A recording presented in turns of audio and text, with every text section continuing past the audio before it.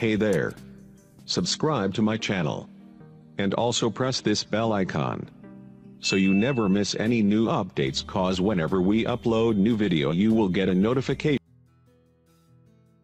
তো বন্ধুরা সবাইকে স্বাগতম আজকে এই ভিডিওতে। আজকে আমি আলোচনা করব এখানে ন্যাশনাল টেকনিক্যাল রিসার্চ অর্গানাইজেশন থেকে একটা নতুন রিক্রুটমেন্ট এসেছে, যেটা গভর্নমেন্ট অফ ইন্ডিয়ার তরফ থেকে নেওয়া হবে। সো এই রিক্রুটমেন্টে কি এলিজিবিলিটি রয়েছে বা কে অ্যাপ্লাই করতে পারবেন প্রত্যেকটা বিষয়ে ভিডিওতে আলোচনা করব। সো ফার্স্টলি যদি দেখি এখানে start of the online application on registration হবে 15 মার্চ 2019 থেকে এবং ক্লোজিং ডেট হবে 4th এপ্রিল 2019। সো এখানে কি পোস্ট রয়েছে যদি আমরা দেখি, এখানে টেকনিক্যাল পোস্ট রয়েছে প্রত্যেকটা।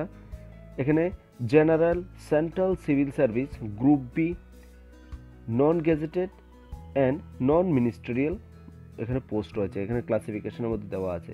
সো এখানে পে স্কেল যদি দেখি আমরা, পে স্কেলের মধ্যে রয়েছে 35,400 থেকে 1,12,400 অবধি এখানে পে স্কেল রয়েছে। এখানে আরও রয়েছে বিভিন্ন রকম অ্যালাউন্স, যেটা গভর্নমেন্টের জবের মধ্যে থাকে, এইসব অ্যালাউন্সে এখানে রয়েছে। সো এখানে নাম্বার অফ ভ্যাকেন্সি যদি দেখি আমরা, ইলেকট্রনিক্সের যে সাবজেক্ট রয়েছে বা ইলেকট্রনিক্সের যে পোস্ট রয়েছে তার মধ্যে টোটাল নাম্বার অফ ভ্যাকেন্সি রয়েছে 52। এখানে SC ST OBC বা UR এর জন্য আলাদা আলাদাভাবে দেওয়া আছে। কম্পিউটার সায়েন্সের জন্য এখানে UR SC ST সব কিছু মিলিয়ে এখানে 75 পোস্ট রয়েছে এবং এখানে অনেক হিউজ পরিমাণে ভ্যাকেন্সি রয়েছে, আপনারা চাইলে অ্যাপ্লাই করতে পারবেন। এখানে টোটাল নাম্বার অফ ভ্যাকেন্সি রয়েছে 127 এবং বন্ধুরা এখানে এলিজিবল ক্রাইটেরিয়ার মধ্যে রয়েছে ইলেকট্রনিক্স যে পোস্ট, ইলেকট্রনিক্সের জন্য এখানে bachelor degree in science with mathematics or physics, এখানে অনেকগুলো দেওয়া আছে, BTech সবাই এখানে অ্যাপ্লাই করতে পারবেন। অ্যান্ড এখানে having working knowledge of computer, এটা আজকাল সবার থাকে, সবাই এখানে অ্যাপ্লাই করতে পারবেন। সেকেন্ডলি যেটা রয়েছে কম্পিউটার সায়েন্স, এটার মতো BTech ডিপ্লোমা এখানে সবাই অ্যাপ্লাই করতে পারবেন এবং এখানে কম্পিউটার সার্টিফিকেট লাগবে। তো এখানে এজ রিল্যাক্সেশন দেওয়া আছে as per the age relaxation rule. SC ST OBC জন্য যেটা থাকে 27 বা 30 এরকম করে দেওয়া আছে। UR এর জন্য এখানে 27 এবং SCদের জন্য 30 এরকম করে দেওয়া আছে। সো আপনারা দেখে নেবেন একবার। এবং এখানে ইম্পর্টেন্ট ডেটসগুলো যদি দেখি আমরা, এখানে ইম্পর্টেন্ট ডেটসগুলো দেওয়া আছে। স্কিম অফ এক্সামিনেশন, এখানে candidates will be made on the basis of performance in tyre 1 and further in tyre 2 if required. এখানে অনলি টায়ার 1 ফার্স্টলি হবে, যদি দরকার হয় দেন টায়ার 2 নেওয়া হবে।